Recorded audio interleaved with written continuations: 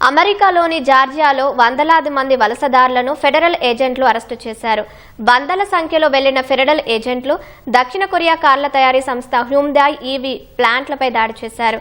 అక్కడ పనిచేస్తున్న 475 మంది వలసదారుల్ని అదుపులోకి తీసుకున్నారు. అరెస్టైన వారిలో ఎక్కువ మంది సౌత్ కొరియన్లే ఉన్నారు. అమెరికా అధ్యక్షుడు ట్రంప్ తీసుకున్న మాస్ డిపోర్టేషన్ చర్యల్లో భాగంగా కొంతకాలంగా ఫెడరల్ ఏజెంట్లు పెద్ద ఎత్తున కార్యాలయాల్లో తనిఖీలు చేస్తున్నారు. ఈ క్రమంలో జార్జియా రాష్ట్రానికి ఆర్థికంగా ఊతమిచ్చే హ్యుందాయ్ ప్లాంట్లలో తనిఖీలు చేయడం ప్రాధాన్యం సంతరించుకుంది.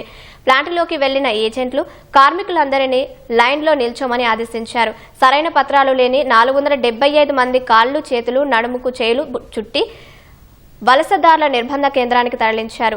కొందరు అక్కడున్న ఓ చెరువులోకి దూకి కనిపించకుండా ఉండేందుకు ప్రయత్నించినా ఫలితం లేకపోయింది.